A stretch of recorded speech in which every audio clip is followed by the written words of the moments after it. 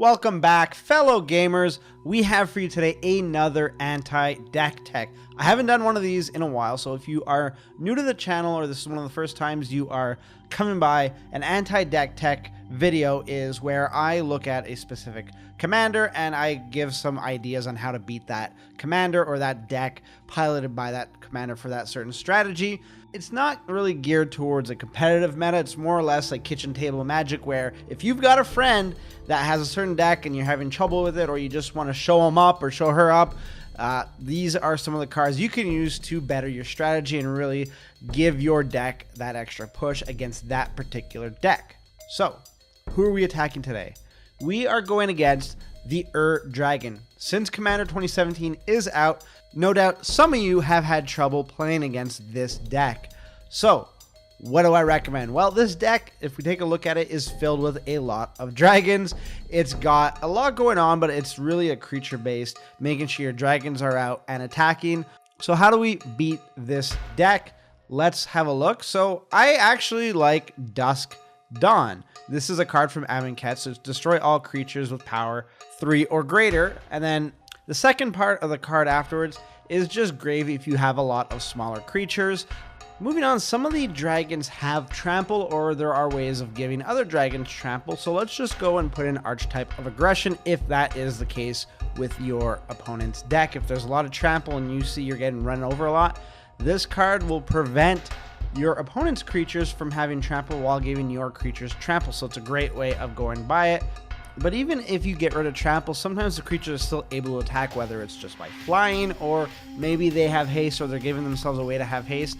A card like Talia, Heretic Cathar, is a really good card for multiple reasons. The first being that the non-basic lands your opponents control enter the battlefield tap, and this is a 5-color deck that you'll be playing against, so there are going to be a lot of non-basics. It's great to take advantage of that, making sure their land enters the battlefield tapped.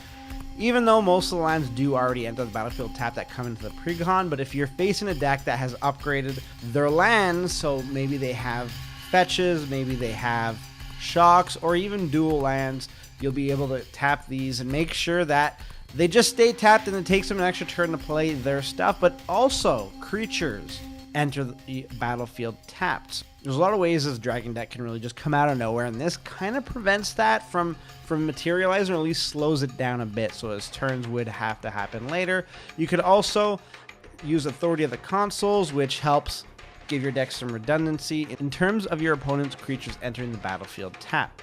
Imposing Sovereign is another one, but let's say you are not playing white. Well, there is Frozen Ether, which is in blue. It costs a bit more, but it affects artifacts, creatures, and lands that your opponents control.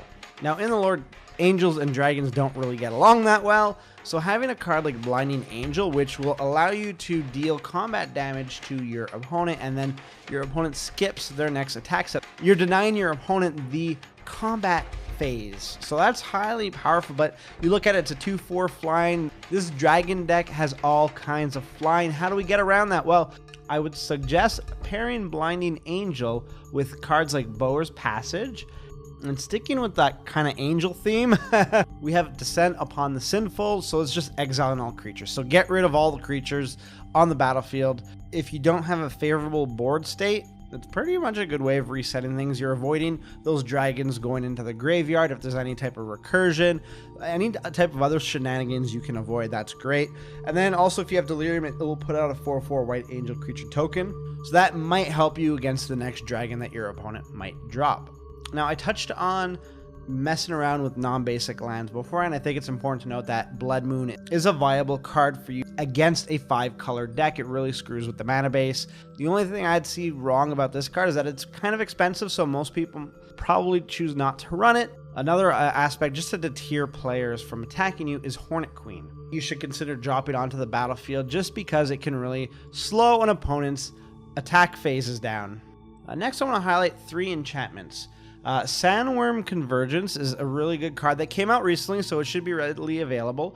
Creatures without flying can't attack you or planeswalkers you control, and then at the beginning of your end step, you put a 5/5 green worm creature token onto the battlefield, so that's great. All these flyers that are going to be coming at you will not be able to attack, so it prevents them from really doing much. It's something similar to Gravity Well, where it's whenever a creature with flying attacks, it loses flying until the end of turn. So what would happen here is that if you had a good board state on the ground, you just didn't have that many flyers to go against this dragon deck, Gravity Well should do the trick in at least being able to block the creatures that would be attacking you. Gravity Sphere is another card. Now this card shot up in price, I guess recently. I was looking at getting it when it was like $4. I think it was about like maybe a year and a half ago. And then of course when there was those series of buyouts, this happened. This is a reserve list card, so it might not be easy to find. And even if you can find it, it might be pricey. So that's something that you might want to consider. I think Gravity Well is a good countermeasure to Gravity Sphere if you don't want to spend the extra money. Sudden Spoiling is also a really great card to use when your opponent is really attacking with a bunch of creatures into you and they think that they're going to be able to get away with either a victory or just hugely damaging your board state. It's a card I slot into every black deck, and I think I mentioned that I slot it into every black deck every time I show this card on screen. Next is a flavorful card. It's not the best card anymore. That's Baneslayer Angel. Now when this dropped during M10, it was all the craze. It was an expensive card. Everybody wanted this card. It's got beautiful art. I would play it because of the flavor aspect to it. It's, flying, first strike, lifelink, protections from demons and from dragons. So while you're going one-on-one with creatures, it doesn't really provide a huge impact to the board state, but it's super flavorful and it's kind of fun to play. So that's why I wanted to suggest it to you. Now, the last card that I'm going to mention is the card that you need to include against any dragon deck, and that's Karthus Tyrant of Jun. So this is such a good card, and so many people put this card into their own dragon decks. If you run a dragon deck, you should not be putting this card in because it allows for your opponents to seize control of your dragons.